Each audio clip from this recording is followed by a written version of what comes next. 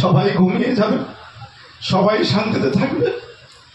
আমার মা আমার জন্য অপেক্ষা করবেন। আজ আমার মা চলে গেল, যিনি পুরুষোত্তম অনন্তকোটি ব্রহ্মাণ্ডের মালিক, তিনি ওই মায়ের পেটেই আসেন। তিনি মাকে ছাড়া আসতে পারেন না। যিনি অনন্তকোটি ব্রহ্মাণ্ডের মালিক, তিনি ওই মায়ের হাতের কারমোলা খাওয়ার জন্য বলছে এই ভালোবাসা তো কোথাও নেই, একমাত্র মায়ের কাছে আছে। তাই তিনি যুগে যুগে ছুটে আসেন ওই মায়ের ভালোবাসা পাওয়ার জন্যে। আর আমার পুরুষোত্তম দয়াল ঠাকুর অনুকূল চন্দ্রের একটা কথা বলি শোনেন।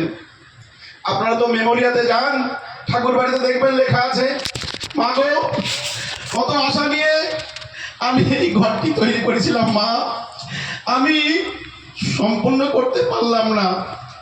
আমি সব তৈরি করে দিয়ে গেলাম মা, তোর অনুকূলকে যদি কোনো সময় মনে পড়ে, তোর এই ব্যথা মারা প্রাণে যদি কোনো সময় তোর আসার ইচ্ছা হয়, এই সমস্ত জিনিসপত্র মা তুই এসে ব্যবহার করিস, ভোগ করিস। আমি অনেক আশা নিয়ে চেষ্টা করেছিলাম, সম্পন্ন করতে পারলাম না। তাই ঠাকুর বলছেন, মাতৃভক্তি অটুট যত, সেই ছেলে হয় কৃতি তত। আজকে এই উত্তমদার বাড়িতে, উদ্ধবদার বাড়িতে আমরা দেখেন স্বর্গ, আমার মনে হয় স্বর্গ কোথায় আছে আমি দেখিনি, কিন্তু আজকে এত সুন্দর পরিবেশ, নববৃন্দাবন, যেখানে প্রত্যেকটি মানুষ, প্রত্যেকটি ভক্ত মায়েরা তারা প্রভুর কথা স্মরণ করছেন, শ্রবণ করছেন। এবং যে মায়ের কথা আমি একটু আগে শুনলাম, এ মা তো দেবী মা, এ মায়ের তুলনা হবে না। তিনি প্রভু তার কাজের জন্য পাঠিয়েছিলেন, আবার তার যিনি স্বামী তিনি ঠাকুরের দেবতা, ঋত্বিক দেবতা। ভাবা যায় এমন পরিবারে জন্ম, এমন পরিবারে যাজকের পাঞ্জা ছিল, আমি তো জানি না, ভুল হয়ে যেতে পারে হয়তো। তা ব্যাপারটা হচ্ছে কি, যেখানে এসে আমরা প্রেরণা পাই, তাই না, ঈশ্বরের পথে অনুপ্রেরণা পাই, আগাবার পথ পাই। যা তার লীলা চলছে, তাদের সেই বিধি আত্মার আমি চির শান্তি কামনা করি। আর আমি একটা ছোট্ট ঘটনা বলে আমার কথা শেষ করে দিয়ে যাব।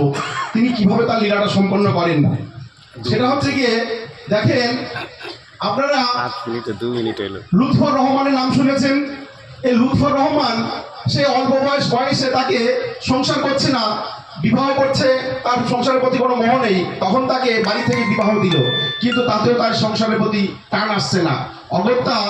তখন ওই তার স্বামী, তার স্ত্রী তাকে বললো, শোনো এইভাবে যদি দিন কাটাও তাহলে আমাদের ছেলে মেয়ে হবে, তারা চলবে কি করে, তুমি একটা ব্যবসা করো।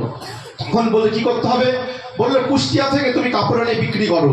তো যথারীতি কুষ্টিয়ায় টাকা দিয়ে পাঠানো হলো। আপনারা জানেন মোহিনী মোহন মিল বলে একটা কাপড়ের মিল আছে, সেখান থেকে ওই কাপড় আনতে যখন পাঠালো, ট্রেনে উঠেছে, পাশে তার নাম হচ্ছে গিয়ে, সেও একজন ঋত্বিক মানুষ, কিন্তু সেও মুসলমান, কিন্তু তার ওই ধুতি পাঞ্জাবি, তার ওই কালো জুতো, এই দেখে ও খুব অনুপ্রাণিত হয়েছে। পাশাপাশি বসেছে, ভাই কোথায় যাবে, আমি শাড়ি আনতে যাচ্ছি।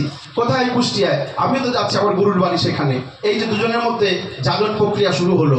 যখন বলছে, ভাই আমার গুরুর বাড়ি এখানে, তুমি এই গুরুর ভরে আমার বাড়িতে গিয়ে, গুরুর বাড়িতে গিয়ে দুটো অন্ন গ্রহণ করে তারপরে তোমার কাপড় নিয়ে তুমি চলে আসবে। যথারীতি গেল, ঠাকুর বসে আছেন। গিয়ে ঠাকুর যখনই তাকে দেখেছেন প্রণাম করবে, ঠাকুর হঠাৎ বলছে, হ্যাঁ রে, আগে ছিলি বামুনের ঘরে, এবার মুসলমানের ঘরে জন্মগ্রহণ করেছিস। বলেই ঠাকুর একটু স্কিপ করে ঘুরিয়ে দিলেন। যখন তোর সঙ্গে আমার কথা আছে, যখন খাওয়া দাওয়া হয়ে গেছে চলে আসবে। তখন ঠাকুর আপনি কি যেন বলছিলেন, বলছে আমি কখন কি করি তার কোনো মানে আছে। আর ঠাকুর আরেকজন সে বলে দিচ্ছে যে বুদ্ধ ঈশায় বিভেদ করো, শ্রী চৈতন্য রসুল কৃষ্ণের জীবোদ্ধারে আবির্ভূত হন একই ওরা, তাও জানিস নে। এই কথাটার মানে কি, ঠাকুর ওই ব্যাখ্যাটা বুঝিয়ে দিলেন। বলার পর এবার ওনার মনের মধ্যে খুব আকাঙ্ক্ষা ঠাকুরের নাম নেওয়ার। তখন সে যাত্রায় ওই ঠাকুরের সত্যানুসরণ নাম নীতি দিয়ে পাঠিয়ে দিল। সে কাপড় নিয়ে গেল, কিছুদিন থাকতে না থাকতে ওই ঠাকুরের যে অভনীয় রূপ, ওই লোক লাবণ্য ঠাকুরের রূপ সে ভুলতে পারছে না। থেকেই আবার কতক্ষণে ঠাকুর বাড়ি আসবে। আবার ফিরে এলো, এসে ঠাকুরকে প্রণাম করে বলছে, ঠাকুর আপনি কি যেন বলছিলেন, আমাকে আজকে বলতে হবে। বলছে, মণি আমি তোরে যা কব তুই শুনতে পারবি, করবি না? বলছে, হ্যাঁ ঠাকুর। বলছে, শোন, তোর বাড়ি হচ্ছে গিয়ে, তুই গোপাল ভট্টাচার্য, তোর 20 বছর আগে মৃত্যু হয়েছে, তোর স্ত্রী পুত্র সবাই বেঁচে আছে। তুই সেখানে গিয়ে আমি যা বলবো সেটা করে তাৎপক করে বেরিয়ে আসবি। আচ্ছা ঠাকুর। তখন সেখানে গিয়ে বললো, শোন, তোর স্ত্রীর নাম সরমা, তুই আদর করে লজ্জাবতী বলতিস, তোকে যদি জিজ্ঞাসা করে বিশ্বাস তো করবে না। এই ক্লুটা তোকে ধরিয়ে দিলাম। আর তোর ঘর থেকে 10 পা মেপেই একটা পেয়ারা গাছ ছিল, সেখানে তুই ঘটিতে সোনার কিছু কয়েন রেখে দিয়েছিলিস। ওই টাকাটা বের করে ছেলেদের ভাগ করে দিয়ে তুই কিন্তু বেরিয়ে আসবি। আচ্ছা ঠাকুর, দীক্ষা নিয়ে চলে গেল। সেখানে খুঁজতে খুঁজতে গিয়ে যখন পৌঁছে গেল, রাত অনেক হয়ে গেছে, দেখছে স্ত্রী বসে আছে, আর তার বয়স তো 25-26 বছর বয়স। এবার গিয়ে যখন ডাক দিয়েছে, এটা কি গোপাল ভট্টাচার্যের বাড়ি? বললো হ্যাঁ, তোর বউ ধর্মরিয়ে উঠেছে। এসে বলছে আপনার ছেলেরা কোথায়? তো বড় ছেলে কোর্টে কাজ করে, ছোট ছেলে চাষবাস করে।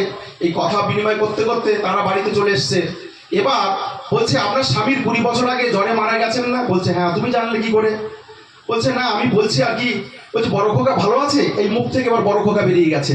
এবার ওই মায়ের হঠাৎ করে যেন অন্যরকম তার বডি ল্যাঙ্গুয়েজ এসে গেছে। তখন সে ধর্ম নিয়ে বলছে তুমি কে বলো তো বাবা? তখন বলছে ছোট ছেলের ওই অসুখটা আছে।